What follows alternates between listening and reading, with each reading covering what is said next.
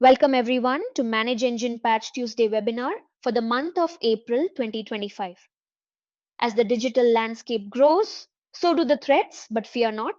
We're here to stay ahead with patches, insights, and action. April showers may bring May flowers, but unpatched systems can rain down trouble. So let's take shelter under the umbrella of security and ensure our environments stay resilient and secure. We're truly glad to have you all with us this morning.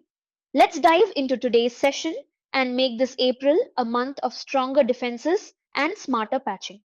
I am Niveda, product expert at ManageEngine, and I'll be your presenter today. Alongside me, we have our patch pundits ready to engage with you in real time via chat. So please feel free to post your questions throughout the webinar. So what's on the agenda for today's session? First up, we will have a detailed breakdown of the Windows lifecycle as well as the end of life dates for the various Windows versions. Next, we'll be discussing the Patch Tuesday updates for the month of February. And then we'll also be demonstrating how you can simplify the patch management process for your network's endpoints using ManageEngine's patch management solution. Followed by that, we will also be sharing some of the best practices for patching that you can follow to perform patch management for your hybrid networks.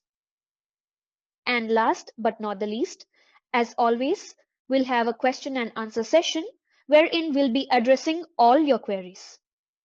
Moving on to the Windows lifecycle. If you're still running Windows 10, here's an important heads up. Its active support will officially end on October 14th, 2025. That means after that date, no more security updates or feature improvements. So if you haven't already, it's definitely time to start planning your upgrade to Windows 11 before support runs out. But don't worry. If you're already using Endpoint Central for patch management, you're in a great position to handle this transition smoothly. Let me walk you through how it can simplify the entire upgrade process for you. Let's jump into the console. On the home page, you'll see Zia's analysis.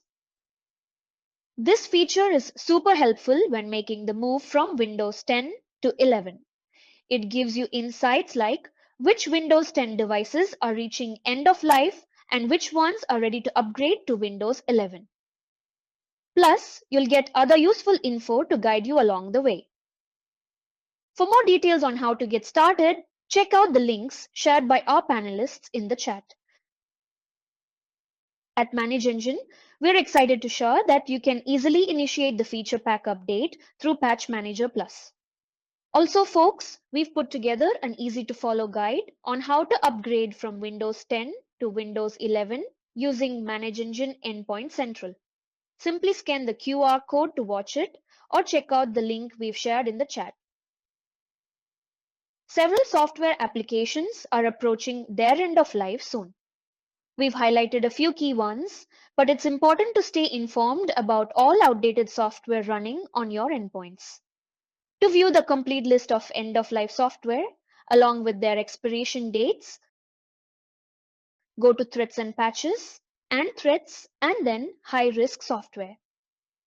This section provides detailed insights, helping you proactively identify and mitigate potential security risks before they become a threat to your environment.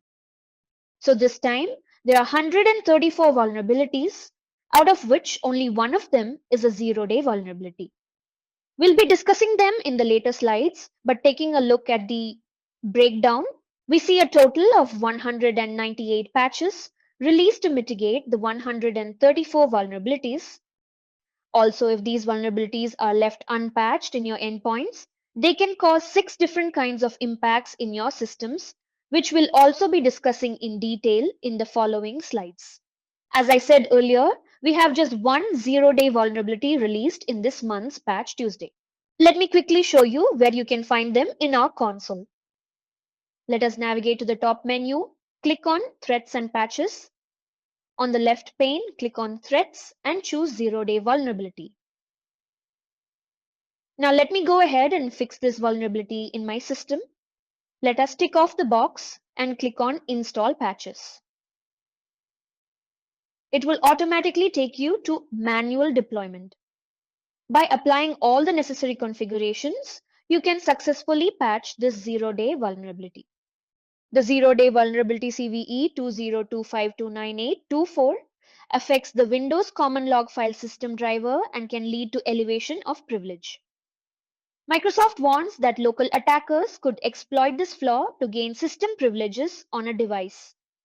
Currently, patches are available only for Windows Server and Windows 11.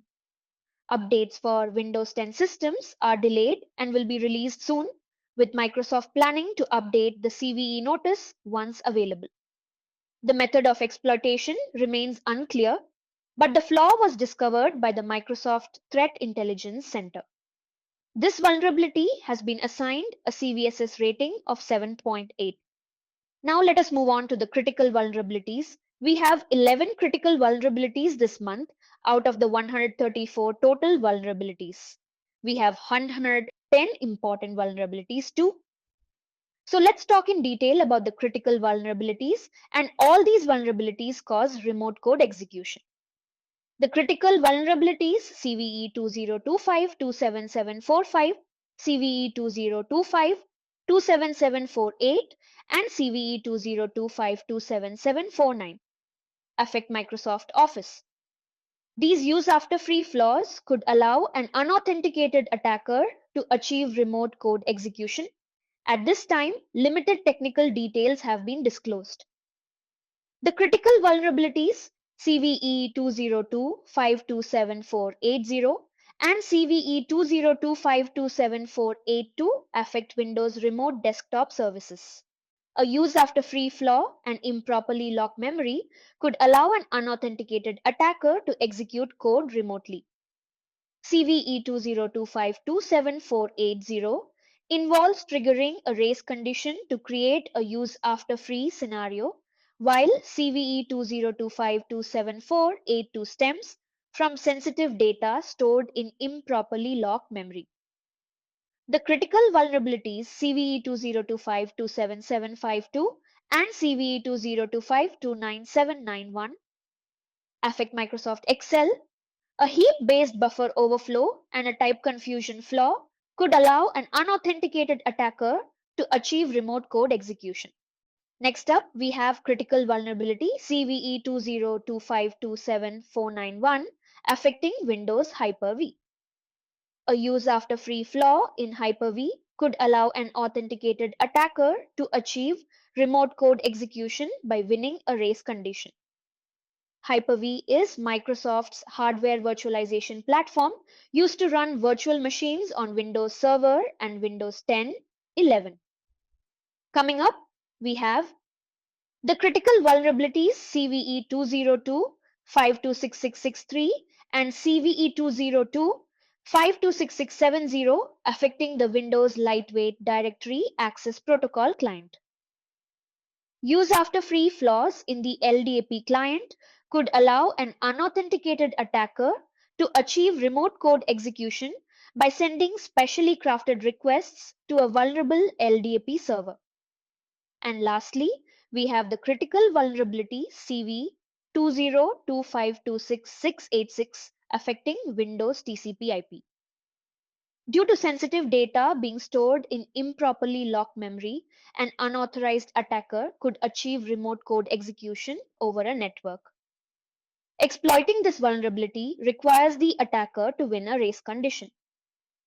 Now, speaking about the patches by impact, as we mentioned earlier that if these vulnerabilities are left unpatched, they can have 6 different kinds of impacts on your systems. Starting with 49 causing elevation of privilege, 33 causing remote code execution, 17 causing information disclosure, 14 causing denial of service, 9 causing security feature bypass, and 3 causing spoofing. Now let's take a look at the operating systems and the applications that have been affected this month. So as we saw earlier, there were a total of 134 vulnerabilities, out of which Windows leads with 90 vulnerabilities, followed by Microsoft Office with 22, Azure with 12, Developer Tools with 5, Microsoft Dynamics with 3, and both SQL Server and System Center with 1 vulnerability each.